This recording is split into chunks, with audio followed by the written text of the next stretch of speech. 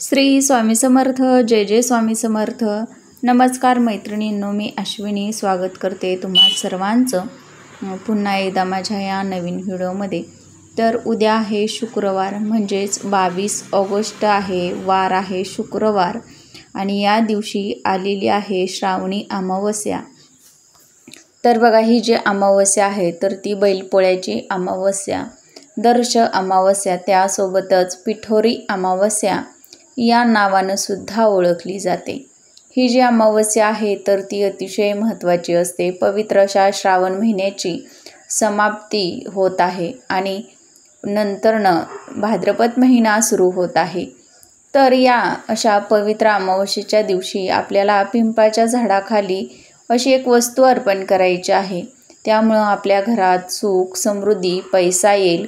एका रात्रीत आपल्या नशिबाचा भाग्योदय झाल्याशिवाय राहणार नाही, असा हा अतिशय प्रभावी उपाय आज आपण या व्हिडिओमध्ये पाहणार आहोत. त्यामुळे तुम्ही हा व्हिडिओ कुठेही स्किप न करता शेवटपर्यंत नक्की पहा.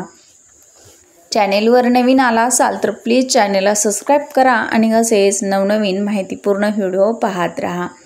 तर बघा, शुक्रवार आहे आणि या अमावस्येची सुरुवात जी आहे तर ती शुक्रवारी होत आहे आणि ही अमावस्या शनिवारी संपणार आहे.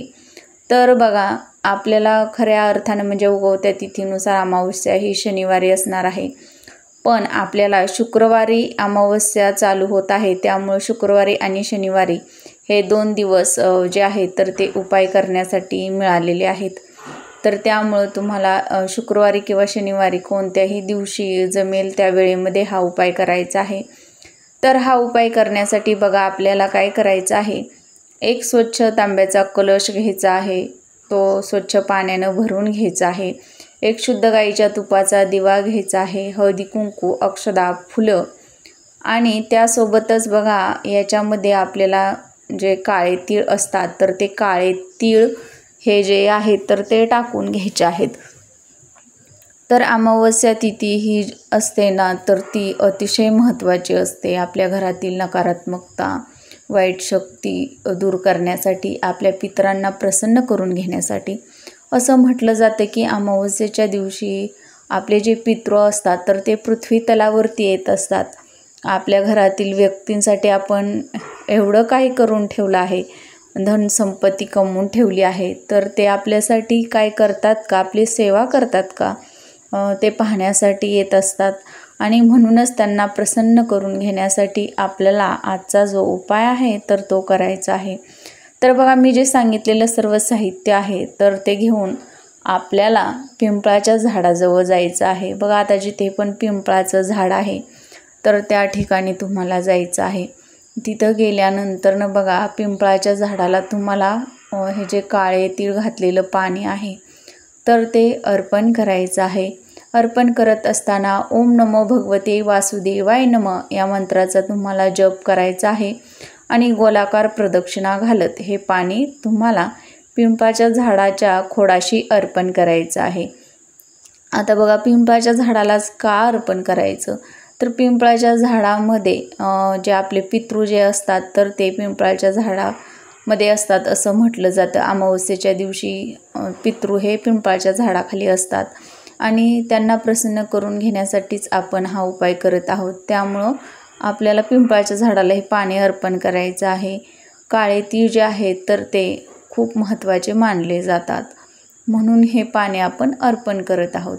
यानंतरनं आपल्याला जो दिवा घेऊन गेलेला आहे शुद्ध गाईच्या तुपाचा, तर तो तुम्हाला तिथं प्रज्वलित करायचा आहे. अगरबत्ती लावायची आहे, हळदी कुंकू, अक्षदा व्हायच्या आहेत आणि तुम्हाला नमस्कार करायचा आहे. जर तुमच्याकडून काही चूक भूल झाली असेल, पितरांची सेवा झाली नसेल तर त्याविषयी तुम्हाला पितरांची तुमच्या माफी मागायची आहे आणि तुम्हाला त्यांना दोन्ही हात जोडून प्रार्थना करायची आहे की माझ्या घरामध्ये जे आपण अडीअडचणी येत आहेत, जे पण दोष लागलेले आहेत माझ्या घराला, तर ते संपूर्णपणे नष्ट होऊन माझ्या घराची, मुलाबाळांची अगदी भरभरून अशी प्रगती होऊ द्यात, अशी तुम्हाला प्रार्थना करायची आहे आणि नंतरनं तुम्हाला घरी यायचं आहे. तर अशा पद्धतीनं एकदम छोटासा उपाय आहे पण अतिशय प्रभावी आहे. हा उपाय करण्याला अमावस्येच्या दिवशी अतिशय महत्त्व दिलं जातं.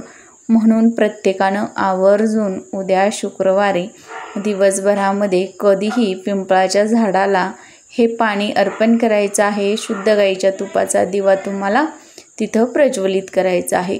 यामुळं तुमच्या घरात सुख, समृद्धी, पैसा येईल, तुमचं कर्ज फिटेल, एका रात्रीत तुमच्या नशिबाचा भाग्योदय झाल्याशिवाय राहणार नाही.